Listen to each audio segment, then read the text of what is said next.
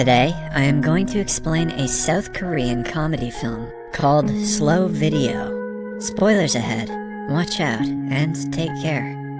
The movie starts in a CCTV control center where two women are talking about their new young coworker. He is wearing sunglasses indoors, which the women think is weird. Suddenly, they detect two robbers on the run. Their boss is notified and they quickly call the police. Everyone in the office tracks the robbers through the cameras, and yet, they get lost. When they start losing hope, the new employee shows them a clip of the robbers hiding in an alleyway. Because of his help, they are soon caught by the police. The employee's name is Yo Jang-boo, and he has a rare genetic condition that makes him see everything in slow motion. Using his disorder, he was able to see where the robbers went, even though they were moving at a high speed. When Jang-boo was in class 5, he took part in a relay race with his childhood crush, Bong Soo-mi. That was when he first started to see things in slow motion. His parents took him to Dr. Seok, who diagnosed him with dynamic visual acuity, a rare disorder that enables him to visually perceive fine detail in a moving object that ordinary people cannot, as if he's seeing the world in slow motion. To prove that Jang-boo does in fact have the disorder, the doctor throws a baseball at him at high speed, which he catches with ease. Had the test failed, Jang-boo could have sued that doctor's ass. The doctor advises him to wear sunglasses at all times for comfort. After Jang-boo is diagnosed, his father flies to a foreign country to earn money for his treatment. Jang-boo is left at home with his mother and younger sister. He claims that the disorder has been a blessing and a curse at the same time. Although he could watch the wind move women's skirts in slow motion, he was bullied in school for his sunglasses. His only friend then was Soo-mi, who he started to fall in love with. But as time passed, Soo-mi got severely bullied for being his friend, and so she left him.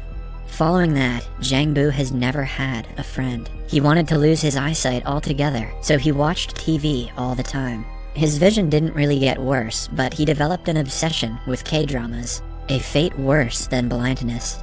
He learned all the social skills from the actors in the drama, but never got out of the house to practice them. His father refused to return to Korea, even during the holidays, to continue to save money. But it all went to waste when one day he died because of an accident in the workplace. Following the death, the only man that Jang-boo is close to is Dr. Seok. He advises him to see the world outside of his room and help his family with money. That is why Jang-boo starts to work in the CCTV control center. In a monologue, he claims that he likes to watch people on the screen because it reminds him of dramas. The only difference is that in this drama, everyone is the lead actor. His coworker, Byung-soo, talks to their boss about Jang-boo's behavior, claiming that he is very introverted and he doesn't talk to anyone. He promises to take care of the guy because he is a true talent. Byung-soo sits beside him at work and tries talking to Jang-boo. However, a shy Jang-boo answers all of Byung-soo's questions in his head and doesn't speak to him. While monitoring the cameras, he seems to be counting how many steps people take to reach a certain place. Byung-soo thinks it's weird, but doesn't ask any questions. Clearly, Byung-soo never watched Sesame Street. In an attempt to socialize with him, Byung-soo asks him if he has a girlfriend. This reminds Jang-boo of Soo-mi, so he goes to her house the very next day. Soo-mi has grown up into a beautiful woman, but with financial issues. Her debt collector nags her to sell the house to pay back her loans. Jang-boo watches her from afar, but is too scared to go talk to her. From that day onwards, he watches her through the CCTV cameras every day and memorizes her daily routine. At night, she drinks soda in front of a coffee shop, so he too does the same. He sees her eyeing an abandoned sofa on the way and drags it in front of the coffee shop the next day. Soo-mi notices the sofa, but doesn't think much of it. The following day, she is stuck at a bus stop because of the heavy rainfall. Jang-boo sees this on the monitor and goes to help her with Byung-soo. He puts the umbrella over her like in the K-dramas, but Soo-mi calls him a creep and walks away. Following that, the two go to Dr. Seok, asking for ways Jang-boo could impress Soo-mi. He suggests Jang-boo give her flowers. Soo-mi is late for her musical drama audition the next day. She calls the manager and starts singing in the middle of the road as her audition. As she sings a beautiful song, the bystanders watch her in awe. Jang-boo also arrives there with a bouquet of flowers. He hands her the flower after the song, but Soo-mi doesn't appreciate it. She tells him she would prefer a box of ramen and walks away. Sumi is a woman of culture. Jang-bu calls her name and finally introduces himself as her childhood best friend, but she claims that her name is Oh Sumi and not Bong Sumi. It turns out Jang-bu has been following the wrong woman all this time, yet he has started to fall for her deeply. That evening, they accidentally bump into each other, and Sumi makes Jang-bu carry her groceries. Before leaving, Sumi asks him why he is looking for Bong Sumi, to which he replies that he used to like her in school. The next day at work, Jang-bu sees Sumi receive a phone call on the monitor. The person on the other end informs her that she got a role in the musical. She jumps and dances in the streets as Jang-bu watches her on the screen. That night, Sumi goes to celebrate at a local roadside restaurant. She notices Jang-bu watching her from outside and invites him in. As they talk, she shows him the musical's script and practices her lines. Jang-bu compliments her acting and shows her a talent of his own. Soon, the entire restaurant watches as Jang-bu catches spoons thrown at him. The following day, Jang-bu walks around Sumi's neighborhood while counting his steps. Byung-soo sees him doing this and realizes he is trying to memorize the ways. While returning home, Sumi finds Jang-bu waiting for her. They walk together, talking about several things. She asks him what his job is and finds out that he works at the CCTV center and can watch people all day. They shop in front of the cafe that Sumi always stares at. She reveals that she has a crush on the cafe's owner and gushes about him owning a car. A jealous Jang-bu stares at the owner for a long time. He has made up his mind to take her on a ride to impress her. He asks everyone at work if they own a car in hopes of borrowing it. However, none of them happen to own one. While returning home, Sumi is approached by the debt collector. He starts to yell at her and threatens to hit her if she doesn't return the money. Jang-bu and Byung-soo arrive there right on time and save her from the man. When Jang-bu returns to work, Sumi yells thank you to one of the cameras, knowing that he is watching on the other end. At the end of the day, they meet at a park and talk for a long time. Jang-bu asks her what she would do if she owned a car, to which Sumi says that she would drive to the sea every day. Since he cannot get a car, Jang-bu befriends his local bus driver by traveling with him all day. He had been watching the driver play baseball alone at night through the cameras. At the end of the day, Jang-bu joins him for a game and asks him for a favor.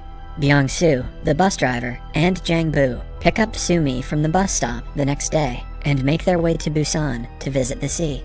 Seeing his efforts to make her happy, Sumi starts to like Jang-bu. He's a stalker and he manipulates people. What a catch. However, their bus is stopped by the border police, who don't allow the local district bus to enter the other district. An angered Sumi tries to fight the policeman, while Byung-soo calms her down. Their effort is useless because at the end of the day, they have to return home without reaching the sea. Jang-bu's boss tells them about recent cases of women being abducted around the town and asks them to be on high alert at all times. Just then, Jang-bu notices Sumi on a monitor, but she disappears right after. He freaks out and rushes to see if she is okay, only to see that she was trying to prank him to see if he would come.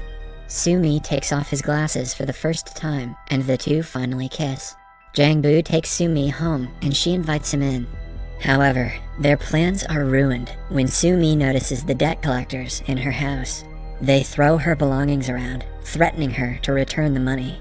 Jang-bu tries to run to her, but suddenly falls down as his vision goes blurry.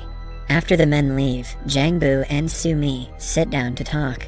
In the pile of stuff that the collectors threw out are drawings that Jang-bu made for Sumi when they were in school. Sumi reveals that she lied to him about being a different girl because she didn't want to be compared to her younger self. Jang-bu, who really should have seen this twist coming, keeps quiet the whole time as Sumi looks at the drawings while smiling.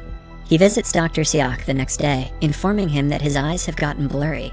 It turns out that with time, his disorder has gotten worse, because of which he will be losing his vision very soon. Jang-bu had known that he would eventually go blind one day. That is why he has been counting steps everywhere he goes, so it would be easier for him when he loses his vision entirely.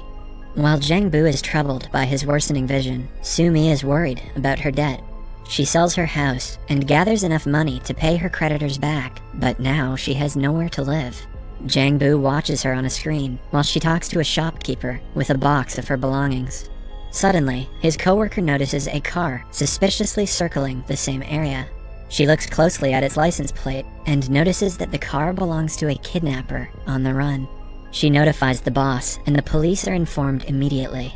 However, they lose sight of the car, and at the same time, Jang Bu loses sight of Sue Mi. He freaks out and runs to save her from potential danger. On his way, he loses his vision completely and crashes the bike. Byung-soo notices this through the cameras and runs to help him. Sue Mi, on the other hand, is approached by a strange man who grabs her arm, but before he can take her away, Jang Bu starts to run towards them. The abductor runs away, but Jang Bu almost crashes into a bus. The police arrive and take Sue Mi in for interrogation. Now, Jang Bu is left alone in the streets and is helped by Byung-soo. He cries while holding his friend, devastated at losing his vision. Several days have passed since the incident. Sue Mi gets busy with her life and doesn't contact Jang Bu. She looks at the CCTV cameras often when she misses him. A few months later, she notices Jang Bu inside her favorite cafe. She happily approaches him and waves her hand, but is shocked when Jang Bu brings out his stick and walks the other way.